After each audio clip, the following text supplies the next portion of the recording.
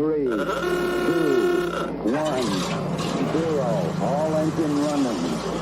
Liftoff. We have a liftoff. It's Monday. It's Monday. It really is. 7 o'clock. And that can mean only one thing. It's time for Reading the Signs, where me, Comedy John Ryan, and my comedian pals from all over the world are going to be talking about comedy, well-being, why we do it, how we cope. And that's where we need your help. We need you to send us your top tips for well-being. Be part of the show. Drop a comment in the box on YouTube, on Facebook, on Twitter, on the mensradiostation.com website. It's going to be a great show, much better than last week. What we're trying to do is think exceptional, which, funnily enough, is the motto of WJ, our show's sponsors. WJ are the UK's leading road marking and highway maintenance company. They're working with us, we're working with you. Let's get to it. Well, good evening. Welcome along, everyone, or no one, or whoever's out there. It's Monday, 7 o'clock. It's time for me to be joined by a pal to talk about the world, put things to rights, and just try not to be grumpy old men, really. How's your day been today? I've had a great day. Not really good in terms of the weather, because the weather was too warm for me today. So maybe the warm weather made you happy. I prefer it when it's grey and raining. And it just goes to show that we're all experiencing the same weather, but it affects us differently. And well-being is the same thing. We can all be experiencing the same thing in different ways.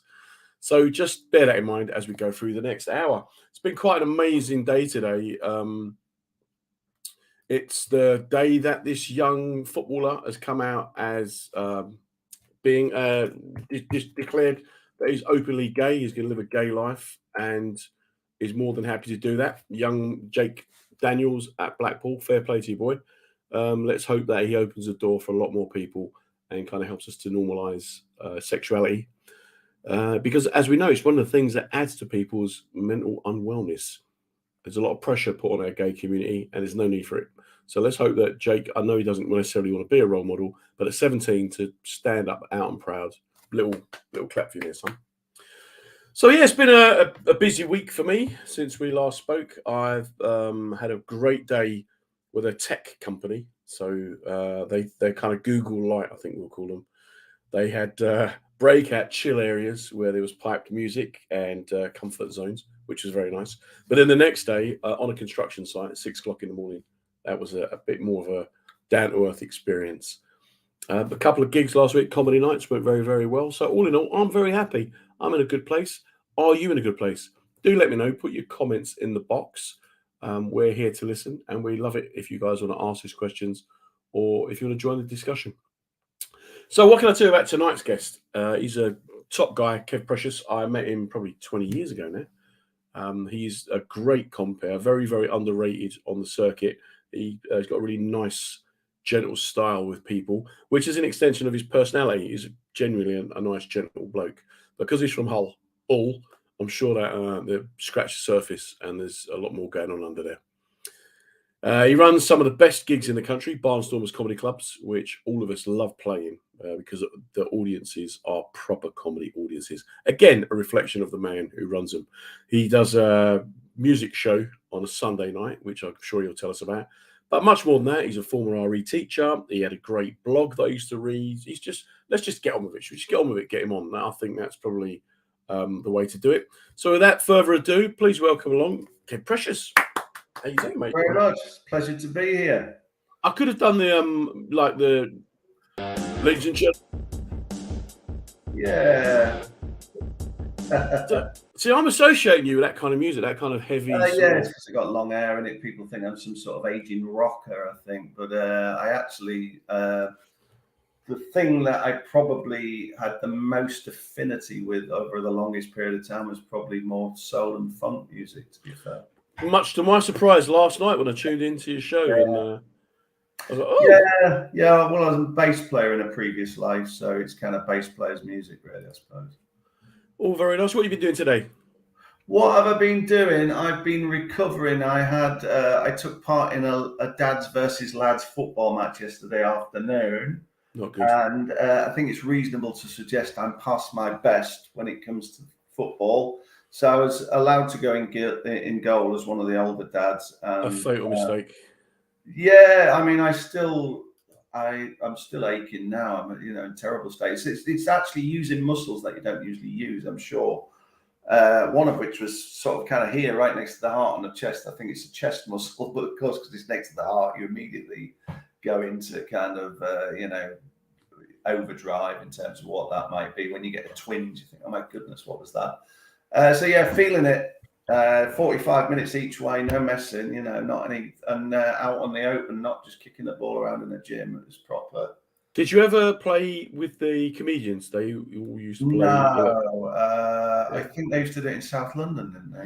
I got invited so many times, and I always remember once. Someone said, "Why won't you play?" And I said, "If I break my leg or hurt myself, I can't go to work." And that was so stupid. And the next day, you can go in goal. That's always the one, isn't it? Guy went in goal, broke his arm. So who was that? One of the acts. That's got Dougie Dunlop. I think it might have been years ago. Oh yeah. Yeah, so I'm like, nah, not doing that, mate. I'm going on a stag weekend this weekend. They've already said bring a ball, we'll play football. I'm like, I'll watch, mate. Well, you can be the referee if it involves moving. Nah. Well, I mean, it's one of these things, isn't it? It's you kind of like the spirit is willing, but the flesh doesn't comply. You've still got this kind of attitude and approach that you're some guy in his 20s who can do all this stuff, It's all that don't let your body write checks that it can't cash. Yeah, that sounds about it in a nutshell. We'll explain to younger listeners what checks were. But tell me about what was it like growing up? Where are you in the family? You got brothers and sisters? I have. I'm the eldest of 4. Do you think that's where your kind of sensible level-headedness comes from? You are quite sensible, aren't you? I mean, people say that. I mean, I've got plenty of things to suggest that I might have been reckless at times, Being reckless, being sensible, though. I mean, you always struck me as quite a together kind of guy, to be honest. Yeah, I mean, it's like all of this stuff, isn't it? I mean, what do you measure it against? I mean, it's weird, isn't it? Because you just sort of think we've all got it going on in our own heads, our own little inner conversations, and I don't know how that relates to the outward manifestation, but people say that.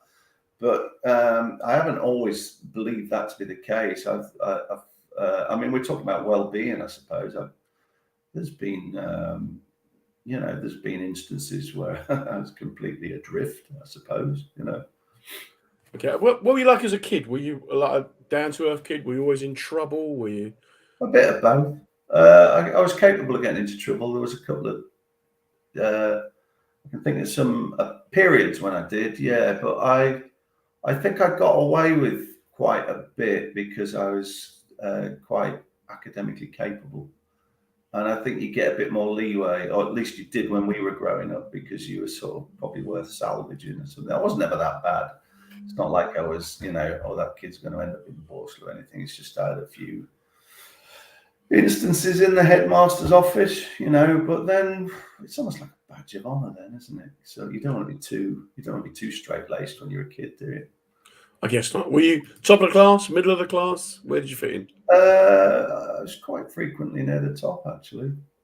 I mean, for me, I haven't really sort of thought about this for a long time, but I'm from a sort of part of Hull that's less, let's just say it was less salubrious than the school, the areas of I went to school out of my area, which was great. I think I can attribute a lot of that, going to school out of my area, to actually sort of being part of the broadening your horizons process generally. So I always felt quite good if I did well, because I felt, rightly or wrongly, that I came from a less salubrious area. So it was kind of a feather in your cap, Was there a dream you had as a child? Was there an ambition that you had? Footy player, maybe. Did you want to be a footballer? I played a bit, yeah. I played up until sort of junior high for school.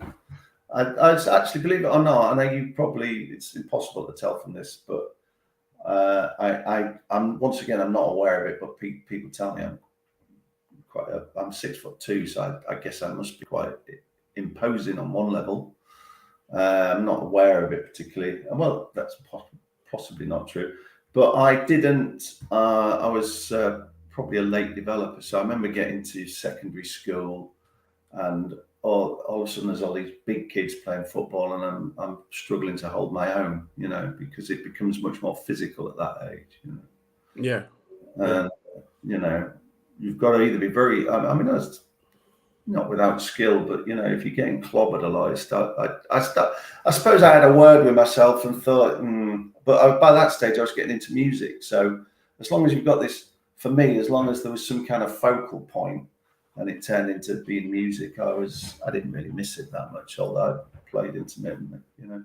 So where did the music come from? When did you start? What did you play?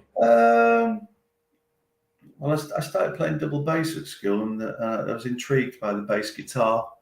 And one of my friends, when I went to secondary school, the guy I sat next to, he was in a band, and I went to see him, and I thought, oh, I'd like to do that.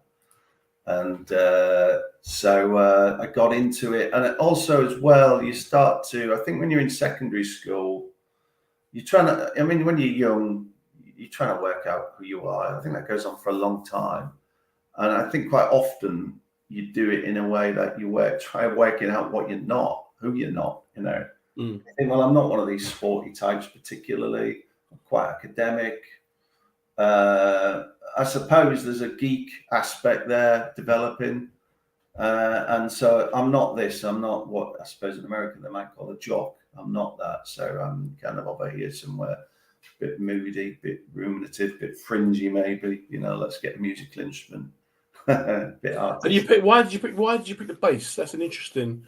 It's more like saxophone, guitar, drums. I was intrigued. You know, it's just like you can't. I was just intrigued. I tell you, there was growing up. I sort of grew up during the period of glam rock, and there's people like Steve Priest around. You know, the sweet bass man. I thought, what's that? Well, funny you should say that. I just spent a week with Brian Connolly's son. Have you really? Yeah, he's great talent. And this lad is now a singer, and his dad, as you know, is lead singer of The Sweet. And he's got a show together based on their music. It's actually for people like myself who maybe remembers one of their songs. You sit and you listen, and you're like, oh my god, that was them as well. Yeah. There's a whole. I mean, particularly the stuff they wrote themselves, the latest stuff. Some of it's amazing. I mean, I think I was intrigued by this instrument that was present in the lineup of all the bands, and yet you couldn't immediately hear it. It's a felt thing, and I don't know. It just I was intrigued, and also as well, there was a culture back then, much more. It turns out, which incorrectly, like the person who's the least able guitarist gets the bass, and actually in the 70s, 60s, 70s, 80s, the bass guitar was developing as its own instrument. And became much more of a, kind of almost central, if I suppose, if you mentioned funk and soul, like quite a central instrument. Yeah. And I mean, I don't know. It's funny when you sort of put me on the spot. Really, I haven't thought about a lot of this for ages. You know. See, that's the teacher in you that wants the revision notes. That's what it was. Yeah, I mean, I just it's funny. It's a sort of mindset of the age I'm at. You're sort of like so into just dealing with the day as it comes along. You know that you don't get a lot of. I sort of don't. I mean, I might have tried. Like I say, it's funny. It's a contrast between what I said earlier about when you're younger, you're trying to work yourself out, and when you're older, you're just kind of, I suppose, more accepting of what you either are or you've become on a level, you know. Yeah. Just a quick shout out to Nick Jones, who's joined us. Oh, fabulous! Hi, Nick. Good lad, Nick. He is. He's a top chap. Yeah, he's frequently. More recently, to be found in the dressing room at the Winchester gig, the Arc, and he's going to do a spot for us in the autumn. Excellent, mate. So tell us, Jeff, going back to it. So you left school, right? You got your bass. Were you one of these kind of long-haired dreamers who's going to change the world with a Nile Rodgers-esque kind of riff? That's Bernard Edwards, actually, the guy in Chic. John, sorry to correct you. Mate, I'm just, I'm out of my depth. It's Did I leave school? I left school at 18. I did A levels. Well, I didn't do very well actually. I don't know what. There was one of. I mean, yeah, it didn't happen for me. A levels. I was kind of like. I allowed myself to be coerced into doing the wrong subjects. I ended up doing. Okay, what subjects did you do? I did sciences. I mean, the thing is, I passed all my GCSEs without really revising. I had a terrific memory. I hammered it since then, so I can't. It's not the same, but it was I had an incredible memory. So I passed on my GCSEs. My orientation was towards things like music and English and history. And I'm going to write about this, actually. I'm writing about this in a current show. My careers advisor told me those were girls' subjects. Wow. Okay. Yeah. Interesting. Sure. Interesting times. Well, yeah, it was very much symptomatic at the time. Did you go off to university? As a mature student later on, yeah. Okay, so what happened? You leave school. Was it straight into the band? Servant for 4 years. Say that a bit again. I was a civil servant for 4 years. Okay, never knew that. What department was it you was working in? Employment,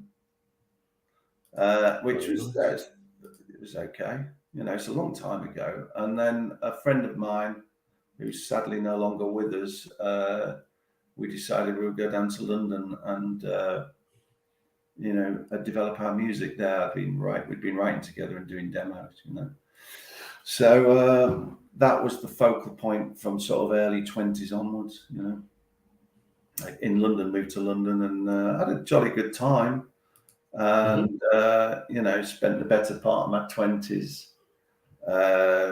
doing one thing and another, trying to keep the focus on the music. I also, which you may be aware, later on, another friend of mine who equally recently deceased and much missed, pointed me in the direction of this pop quiz in Camden, just as Camden was hitting the Britpop thing. And it became a success. It was just popular, you know, popular Tuesday night out in Camden, and sort of led me to consider doing comedy because I was making a lot of remarks on the mic that were getting laughs, you know, and I'd never thought about it. I'd never thought about comedy up until that point. Wow. Did you go do a course, or how did you stumble onto a stage? No, I didn't do a course. No. You just went straight up for it. What I did was I sat down with lots of videos and attempted to deconstruct it, and some books. Yeah, I got some books as well, and I did. I think the first gig I ever did, I tell you, was on the gig. Ed Byrne was just coming up. Wow. And he was on the first gig I did. It was like a tryout place in Islington. Was that a Purple Turtle? No, it was. Oh God, what was it? It was like it had an Irish name. It was in that part of Islington. Do you know where you go? Was it Stoke Newton Church Street? Was it that one, Ryan's Bar? No, it was. Do you know the part of Islington that turns into the city across the road? Okay. On the other side of the road, you're going up towards the Angel, and that road from King's Cross to the Angel, and then on the other side it starts just turning into the city. It goes from sort of N something to EC something, and he was on it, and I remember doing like 5 minutes first gig. Got a laugh for the first joke, and I think I was so kind of shocked that I didn't maintain it. It took till about the 7th gig before I got laughs throughout. But it's a bug, isn't it? As you know. Yeah. And once you're bitten, and once you realise actually that you've got this propensity to be self-reliant, it's very attractive, you know, because you don't have a boss, you know. Were you working in the day then, though, or were you just? I was ducking and diving. I was in London. A little bit of diving. A little bit of ducking. I'd adapted. I'd become part of the London landscape in that way, ducking and diving. You know. Yeah, but I was. That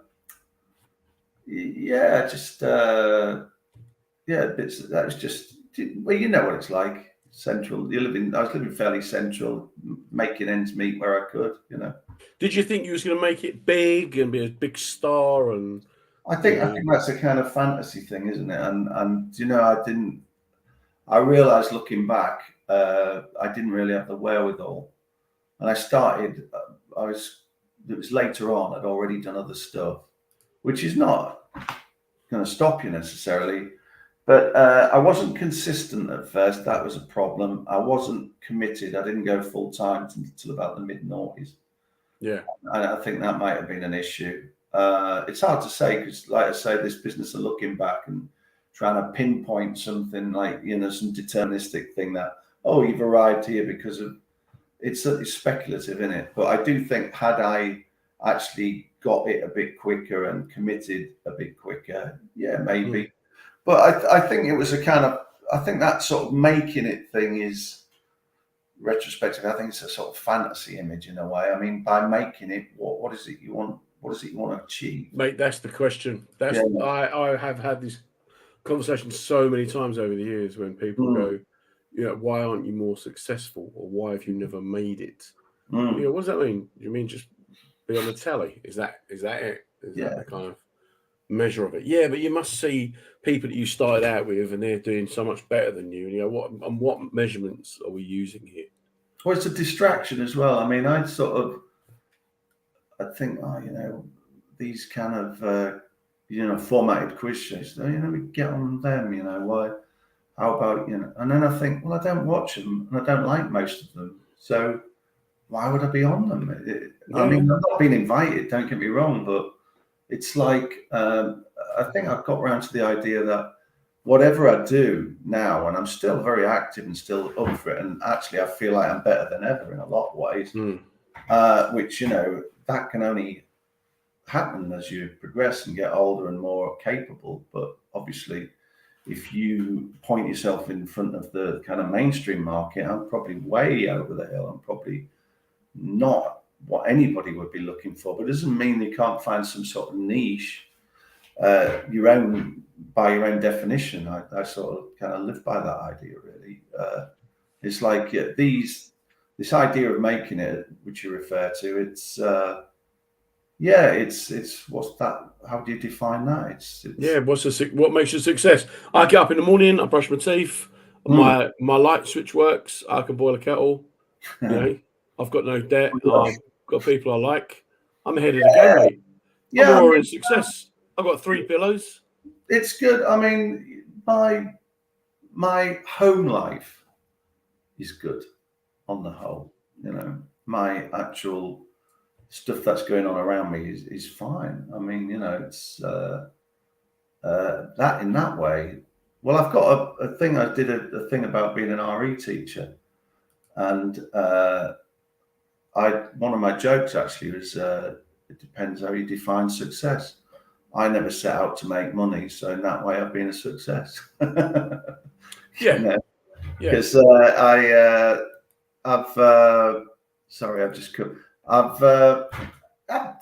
I'm getting along like a lot of people.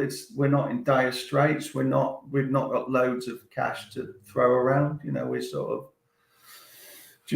we're just getting on with it. And I am able to continue doing something I really enjoy, and that's that by a lot of people's standards. That's the market success. I'll give you the status of successful person, mate. I will award you that title. Tell me, you mentioned the teaching. You went back to university as a mature student. What did you study? Religious studies. Why religious studies? Well, I enrolled in Freshers Week. This was facilitated by my then partner. To be fair, I was still a bit clueless, and I was in a bit of an existential space because it was like, this music thing isn't working out. Now that is quite a youth-orientated market, so it was one of those. Well, maybe you need a plan B, and the person I was with came up with the suggestion that, how would you like to come to Brighton and maybe study, and we could share a place, live together. And I'd read loads of philosophy. Part of the kind of existential crisis. Was it crisis? I don't know. It's definitely one of those points, a fork in the road, where you think what you think you are and what you think's going on isn't quite matching up to what's happening. Yeah. So I'd started reading again. I was one of these people who I didn't actually read a lot. I never got a bad attention span or something. But I started reading loads of philosophy and quite enjoying it. And then, of course, I went to university and they said, I enrolled in Freshers Week. There's a choice between science and religious studies. And I just thought, no way, science, given that what had happened to me at the A levels. And so religious studies, philosophy, beliefs, it's all kind of, they join up somewhere. And I did that. And then subsequently became a head of RE at a school in Crawley for 4 years, So that's not really the coolest subject, is it? Like a music teacher, you can kind of, art teacher. I'm a comedian, but I used to be a French teacher. Well, I never used to like those teachers particularly. I mean, I don't dislike them, but that image, people have images of individual teaching roles, if you like, and that kind of funky art teacher or funky music teacher who's down with the kids and sort of like, everybody's favourite. No, I wasn't like that. I was probably a bit removed, a bit detached. A bit like, I'm here to do a job. I'm not here to be your best mate, sort of thing. I've never subscribed to that as a teacher. I don't particularly like it. I think you can care for kids. I think you can have ultimate respect for kids, but I don't think you have to pal up to them necessarily. Yeah, it's difficult, isn't it? Because I always liked teachers who didn't try and be my mate, just sent me the question and went, go and answer it. Yeah, I mean, I'll have a conversation. I'll be friendly where it's permissible, but yeah, I always wonder about that sort of dynamic because I think I don't really want anything from the kids other than their attention and their engagement. I don't necessarily want them to like me. It's immaterial. I mean, I'm not somebody who struggles too much, I hope, with the idea of being liked generally. And that may well be a useful thing because I don't know. I don't care about who thinks. Not wanting to be liked. This is a really good point to take a quick 10-second break to do two things. One is to acknowledge. I'm acknowledging it. Other Kev Harrison. We're getting a big hello from the house of the FA Cup champions. Brilliant, mate. I've got to give it to him. All right, Kev. All right, well done, Kev. You've managed What's to your get this team? Well, I don't like football anymore. Did your team get beat, John? Is he rubbing? I was brought up on Man United and Celtic, so right, at least one of them is doing all right at the moment. Anyway, at this point, let me just say a quick hello to anyone who's just joined us or listening to us in the depots or on SoundCloud, Twitter, Instagram, Facebook, YouTube, mensradiostation.com, womensradiostation.com, Deluxe Radio Network. You're listening to me, John Ryan, on Reading the Signs, which is brought to you thanks to, I've got to give them a big shout out because they've been really amazing for me over the last few years. The WJ Group, who sponsored the show, the UK's leading road marking and highway maintenance company. WJ, they do the white lines out of motorways, basically, and signs and a range of other stuff.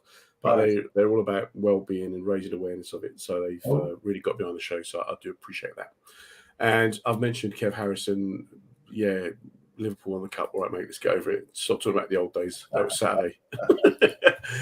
Living in the past, mate. Mate, they're all coming out in force now. We've got all the Scousers turning up. Really? So I want to also give a mention to the beautiful and insanely talented Danny, who's a Dolly Parton tribute act, another Scouser. One of the beautiful things about what I do, Kev, is because I don't just do the circuit. I meet other performers from other areas of entertainment. Oh, cool. And yeah, mate, I get Dolly Parton's one of my favourite singers, and Danny's one of the best Dolly Parton tribute acts in the world. So thanks for coming along tonight. Anyway, moving back, let's just get back to this now because we're here. Obviously, we're going to talk more about your life and your career and the rest of it. But one of the interesting things for me is this notion of religion and religious studies. And your recording of your show you did that you sent me, which although the audio wasn't very good, one of many qualities that you have, mate, is your ability to just talk about something really silly and banal, but at the same time, talk about something quite in depth and erudite, right? In the same sentence very often. Yes. And it strikes me that I made my kids. They went to Catholic schools.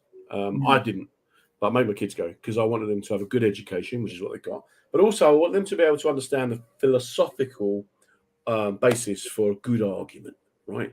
Oh, yeah. So, and I think that religious studies is one of the studies that should be given more emphasis at school. Not because I believe in organized religion, but because it teaches kids about philosophy, debate, and civilization, especially Western civilization. Yeah. And we live in the West, you know. So how did you find out trying to teach a subject that most kids go, oh, boring, Well, about Jesus and the cross? You've touched on some of the things there. I mean, in the majority of cases, when I taught it as a humanities subject. So you comment about, the process of belief in Western civilization, going from sort of Judeo-Christian times up through sort of medieval, whatever, through to the Enlightenment and beyond. It is possible within the context of teaching religious studies to talk about that. Particularly, I did a module in relation to Year 9, looking for proof of God, where we looked at all the various traditional arguments. There's slightly simplified form, and then of course you've got faith schools which teach very specifically along faith lines. I mean, the National Secular Society, with which I've got some connection to, are very much opposed to the idea of faith schools. They think, for want of a better term, the subject should consist of a broad church, and thereby people should learn. They can learn about religion. They can learn what individual adherents to a religion believe, but there also should be space for alternative viewpoints. And of course, faith schools don't permit that. They teach their religion as the way of truth. Yeah. I mean, my approach is very much like we have religion and philosophy, and there's scope for debate. I always tried to talk objectively about it, and always tried to allow the kids to engage. And it did work in not every instance. I mean, some kids just really do not want to know. It's not their favouriteest lesson, and that's great. Whatever, favourite is not a word. But when it works, it should be about the kids exploring the questions they have and looking at some of the alternatives in terms of where other people have attempted to provide answers, and then making up their own mind. I have been in schools. I've sort of observed, like, say, for example, Christian teachers. When I talk about the Bible, let's say we did the Easter story, I might say something along the lines of, certain Christians believe this, or some Christians believe. Yeah. I always try and be objective about it, but I've been in plenty of situations where people taught something, even as a sort of modern subject, and they would still, because of their own religious conviction, say, and Jesus said this, as though there was an actual truth aspect to it. So it's I mean, you're right. It's got potential, but to me, it's been hampered by. I mean, I'm not religious, as you can probably ascertain. No, you're quite spiritual, though, aren't you? And then that's the difference. You've got a strong sense of morality, strong, clear boundaries, good belief system. Harry Redknapp. I like to quote Harry Redknapp. Yeah. Harry Redknapp would say, "Boy, he's got a lot going for him. This boy, he's got a lot going for him." I mean, thoughtful, maybe, hope. Yeah, I mean, weigh things up, two sides to an argument, that sort of thing. And I mean, obviously, if I'm a parent now, been a parent for the last 14 years plus, and occasionally you sort of fall short of your own standards. I say occasionally, it does happen. There is that business of the realization that you what is it? What am I passing on here? What am I what sort of outlook am I helping to shape, if you like, Yeah. So how does standing in front of an audience compare to standing in front of a classroom? can be easier. It can be a lot easier, believe it or not. You get teachers. I know teachers. A lot of teachers are natural entertainers, aren't they? And they might say something. Oh, I could never do that. I could never do stand-up comedy. And I think, well, you'd be surprised. Teaching a bunch of kids who don't want to be in the room with you can be a lot harder than performing to a bunch of people who do. I mean, the thing is, if you've got an aptitude for comedy and you work out how to, write material and perform material, and obviously, given that I've been doing it some time, you start to develop a voice of sorts. I mean, I don't know about you. Most of my gigs tend to go okay. Go somewhere between okay and very nice indeed. I mean, I had one on Saturday, which I won't incriminate anybody in terms of how there was one that consists of a lunchtime thing where they don't. It's not really quite gelling as an idea, and so you are being met with actually one of the hardest things as a comic to deal with: indifference. I mean, I don't know about you. I think a lot of comics are quite capable of handling hostility, and obviously, Yeah, but indifference, mate. Well, I got booked today to do a show at 3:00 in the morning, and another one the following day at 5:30 in the morning. Yeah, and that you talk about indifference. People are half asleep. I try and explain to people for comedy to work, it's like good sex. You need to be near the people you're doing it with, bit of intimacy, some alcohol is always good. Don't need to have strangers there or people watching. But the further away you get from that template, the harder it becomes, which is why the teaching thing fascinates me, because going back to what I was saying, that teachers who wanted to be liked. Our RE teacher at school was this Irish fellow called Mr. Fanelli. Yes. And what he used to do was he used to lock the door so we couldn't get out. And he'd go, fellas, if you just sit and do what you want and don't fight or start fires, I won't ask anything of you. And then he'd just sit and pour himself whiskey and read a paper. And it was great. Yeah, I can't see him existing on the same level nowadays somehow. No. That sort of thing gets nipped in the. It's been long since. I mean, on the whole, I think my teachers were fairly conscientious when I look back at it. My RE teacher, well, I had two. I mentioned this in the show. One of them was caught importuning in a toilet in Hull. And importuning, eh? Importuning, yeah. That's. I mean, my mum said that. Importuning, sort of stressing every syllable, and I thought, what on earth does that mean? And it was one of those kind of mouth things, like like the Les Dawson thing, like importuning, like almost whispered mouth, as though she couldn't quite bring herself to say. He was trying to pick men up in a toilet, actually. Was he spreading the word? I don't know. I don't know what he was doing, but clearly he was a conflicted man. I felt for him. Even at the time, I felt for him because that idea of obviously having back then what to a lot of people would have seemed like a dirty secret, and combining it with a kind of rigorous practice like Christianity, where it says in the Old Testament that ideally you ought to be stoned to death. It probably creates, if you weren't conflicted to start with, you certainly would be if you hitched your wagon to that particular philosophical outlook. So how then do you think there's because we had Alan Finnegan on a few weeks ago. Right. Alan, lovely man, very funny comic. He's a minister. Again, another Scouser. I can't get away from him. Yeah. But when we were talking, he was saying about how he used humour in his sermons, and humour is a good way to kind of get people's attention. So Steve Ashcroft, for example, who's listening to us at the moment, he's a magician, and it fascinates me. Magicians with their sleight of hand, comedians with our sleight of words, teachers with all these little skills that we all have. Is that something you can teach, or is it? Because Steve would go, "Oh, anyone can learn a card trick, but you can't learn to do comedy." But my thing is, no. These are all unique skill sets. I think. Well, I have been teaching actually. I've been teaching a course at the Hull Truck Theatre. We did one before lockdown, and then we've done one subsequent to everything coming back, and they've both been very successful. If I say so myself, I mean, we had a showcase at the end of it, and I mean, the audience were very warm and accommodating towards the act, but I think they mostly flourished, and some of them you could see they had the aptitude, because what they actually had as well.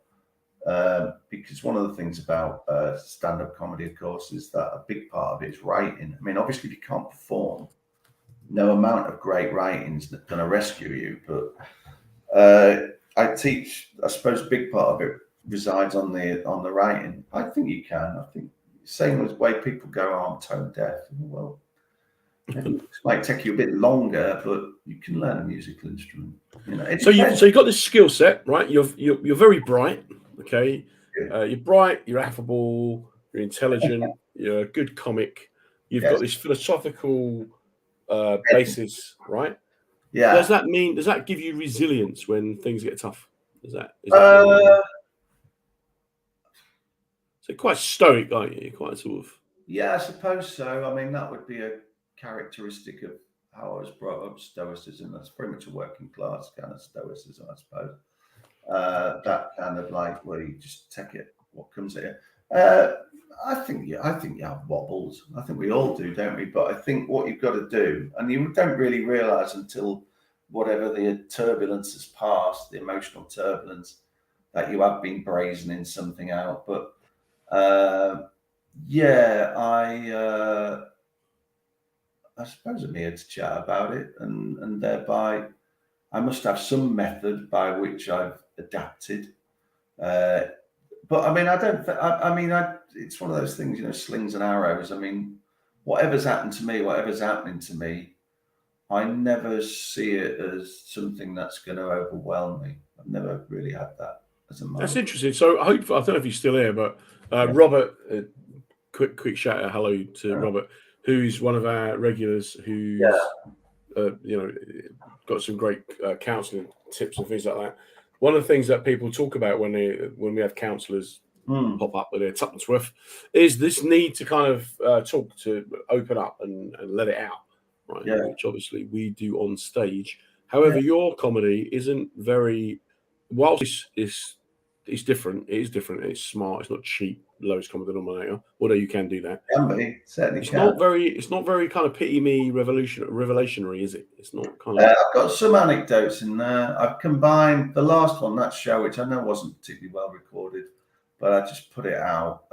There's a combination of observational comedy, which I always think observational comedy is we, us, you. You've seen this, you've seen that. It's all about incorporating the audience into an experience we all share.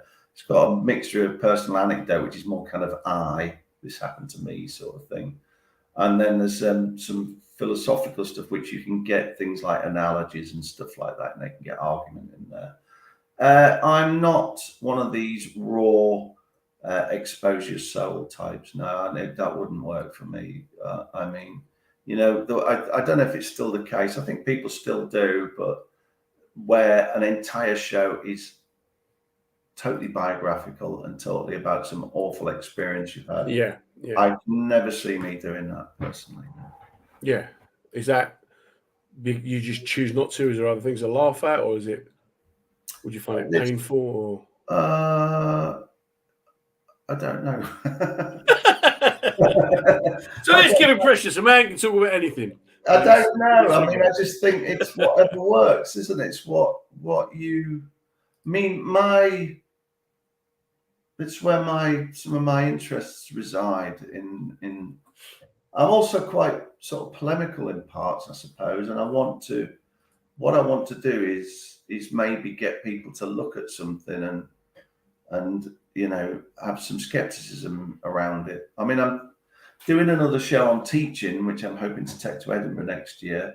And unlike the previous one, which was like a sort of jolly northern chap, I assume, doing anecdotes and observation, I'm hoping to get this one a little bit more on the mark about some of the stuff that's happening in the teaching profession that isn't very positive, you know. So I don't know.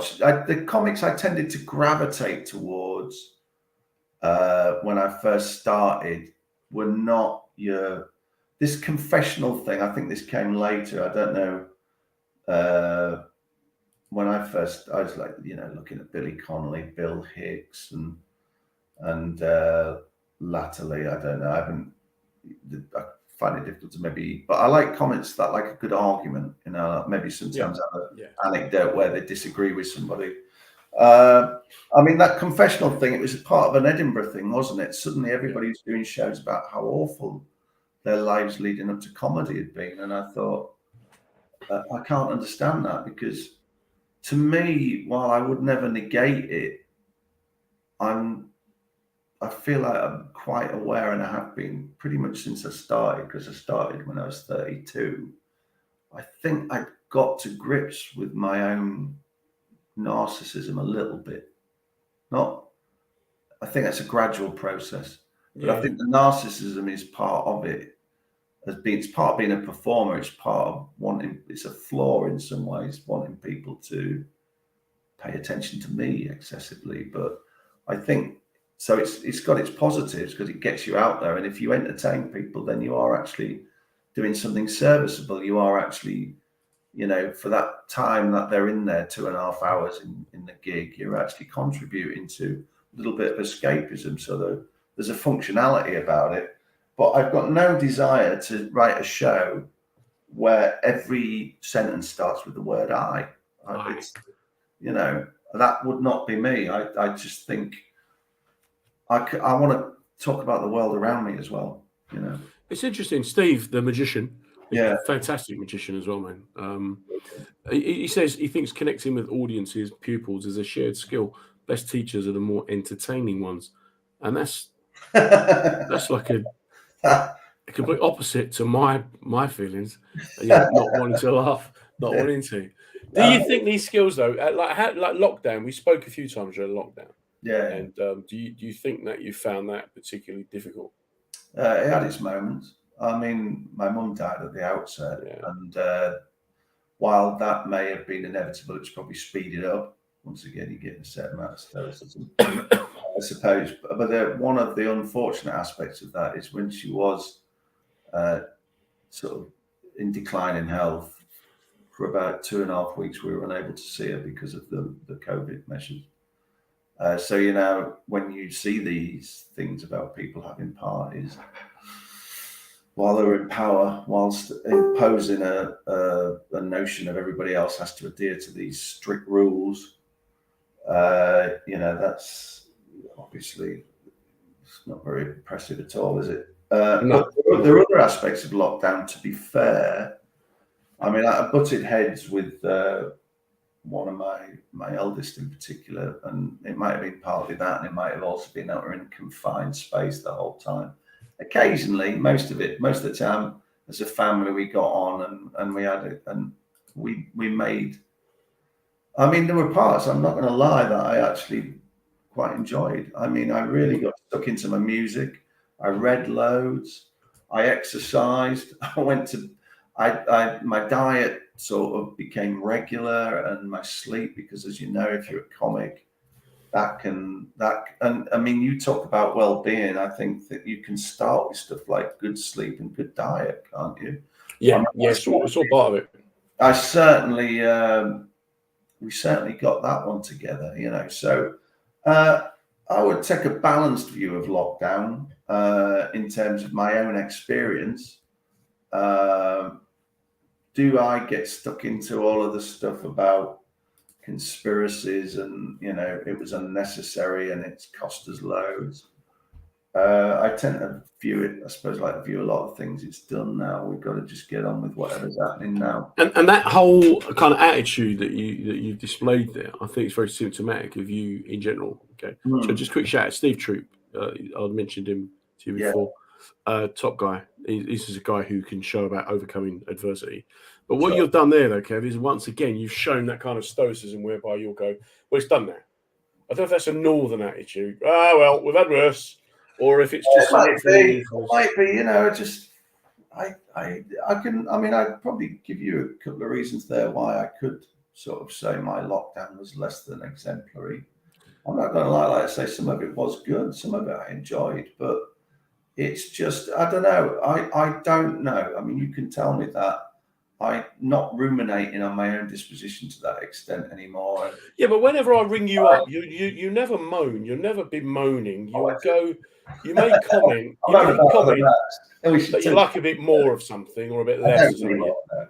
Well, I don't you know never, about other acts and promoters as much. you never bitch. Never heard you bad mouthing people.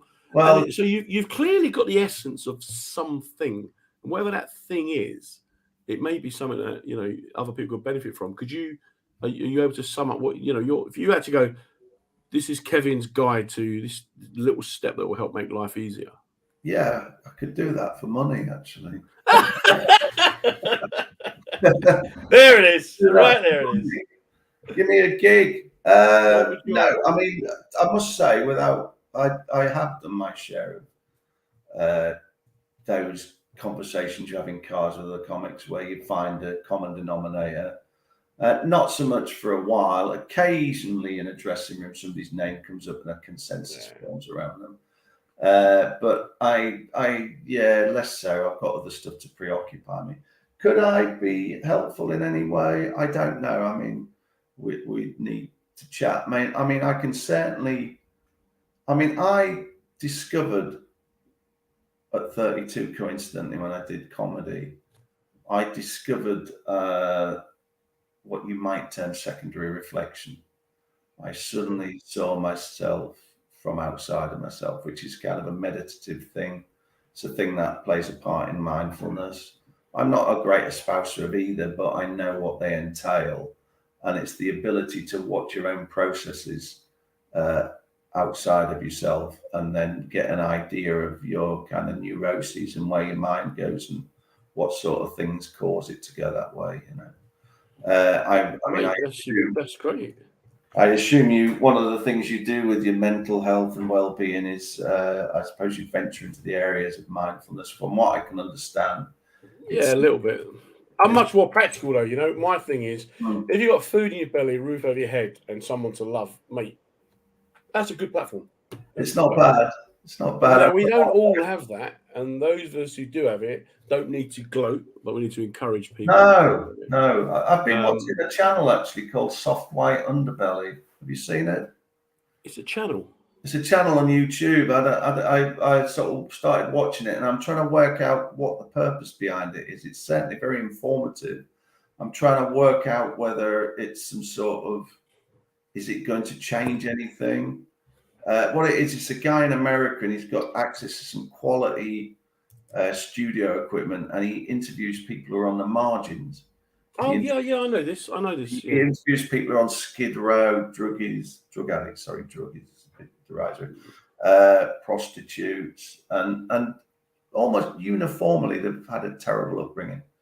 And I'm trying to work out whether he's going to make any progress with this, or whether it's just some kind of titillation or voyeuristic thing, But sorry to get back to your point. No, not at all.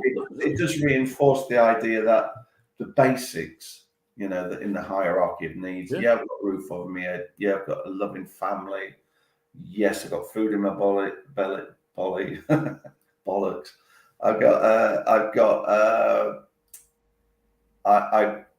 am able to do things I enjoy doing. I mean, I probably am scoring quite high on the privilege card, I suppose, or on the sort of whatever it is, Maslow's hierarchy of needs. That one, yeah. Well, I think you know what? I think Steve Troop is probably sums it up. He's quality, this boy. Steve Troop says it's a northern attitude. It'll all come out in the wash. I think don't worry, you'll sort it. You'll get past it. You'll be all right. I think that sums you up. Kev, mate, the hour has flown past. Whiz past. Well, I really enjoyed talking to you, man. Do you? No, it's always good. I've spent most of the time, I'm not going to lie, preoccupied that blue brick is going to fall on your head off the wall. Oh, that's sorry about that. It's the whitest wall in the house, maybe. That's actually part of a collage of several, which I think I must have bought my wife at one time. It's not. They actually belong as a 4-piece picture. Okay. All together, and there's a little gap in between. But you only got the one. Is it like one a year or something? No, there's the other 3 there. They're out of shot. Well, do you have to be like a mile away to get the kind of image of the? Well, you'd have to. We'll have you back next time. We can look at one of the other ones. This is, believe it or not, this is the dining room, right? We actually have, and I don't know if I've ever, my parents ascended to the level of having a dining room. Wow. And on the subject of what you were saying, is everything okay generally? We have a dining room, and I suppose to be able to have a dining room, mate, that's it. Yeah, we're there, aren't we? Got a rubbish garden though, John. I've got a rubbish garden. If anybody wants, you got a dining room though. Do you know it's not all glamour. Absolutely privileged speaking to you, mate. Hopefully, see you soon, mate. Take care of yourself. It's been a pleasure chatting to you. I mean, I hope it's been useful to you. I mean, like you say, I'm not one great one for opening up, but I'll tell you the truth if I can. You know, I think you've done a very good job of it. But take care, man. Speak soon. Yeah, take care of yourself. So that was Kev Precious, just a really interesting guy to talk to, who's got like a great philosophy for life where you can talk about anything, and once you both accept the rules are that you can talk about anything, it makes for a very pleasant company. Each week, my guests give their top tips for well-being, which I normally kind of read out a few of them. The one that really has stuck with me this week is Dana Alexander, who talks about companionship and having someone there to share your journey, because not everybody's got someone to share their journey. And for people who haven't, can those of us who have maybe reach out, offer a hand up, a hand out, a hand down? Michael Straney talks about don't fixate on things you can't control. Saul Bernstein, battle it out. Life isn't always easy. Wilson Milton talks about sorting out your physical health. Andre King talks about trouble shared is trouble halved. It's all about opening up and getting it out there, which is something that Kev Precious has just shown us isn't that difficult if you're willing to talk, listen, and learn. For me, I always refer to my top tips. Just reframe unhelpful thoughts. It's not going to work for everyone, but if you're constantly looking at people going, why have they got what I haven't got? Go and get some yourself. Remove negative, toxic people from your life where possible. There's nothing worse than energy vampires. We need radiators, not drains in our lives. Don't procrastinate. You can spend a lot of time doing nothing, just thinking about doing nothing. 10 minutes doing something is better than a day doing nothing. People often ask me, how do I write so much? And it's because I sit down with a bit of paper and a pen and I just start writing anything. Start with a shopping list or a description of what I can see or the weather. And then my brain opens up and away we go. Now, other people, they have to have an idea before they can sit and write, because we're all different. We've all got different ways of doing things. As always, I want to thank you guys for coming along tonight. Good to have you back, Steve Troop. We were worried about you, mate. Thought you'd moved on now because you got because you're a roaring success son, didn't you? Let's be honest. But yeah, thank you to everybody who's come along tonight. It's always a pleasure, and I'm very, very grateful that people come along and have a listen. You can listen next Monday morning at 7 p.m. next Monday on Twitter, SoundCloud, YouTube, Facebook, LinkedIn, mensradiostation.com. You can listen. If you really want to, you can find us. Do tune into mensradiostation.com and womensradiostation.com. There's always something there. And even if you don't agree with it, at least it's a noise in the background that breaks the silence. I don't think I can come up with a greater praise than the fact that we break the silence. Maybe that should be our motto. But the fact is that we need to break the silence around well-being and wellness, and not in a kind of preachy, hard-hitting sort of way.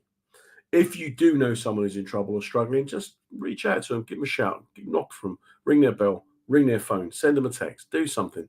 Very often they're not going to acknowledge you or reply to you, but when they get better, and they generally will, they will be really appreciative that during their most difficult times, you were there for them. We'll be back next week with another guest. In the meantime, enjoy the week, stay safe, and try to be happy. Well, that's the end of another episode of Reading the Signs with me, Comedy John Ryan. We're here every Monday night at 7 p.m. talking with comedians about mental wellness, mental well-being, and just trying to get the conversation going. What we're trying to do is show that it's good to talk, and we're also trying to show that everybody can go through the same experiences. A massive thank you to the WJ Group who sponsored the show, showing their commitment not just to mental well-being, but also to reaching as broad an audience as possible.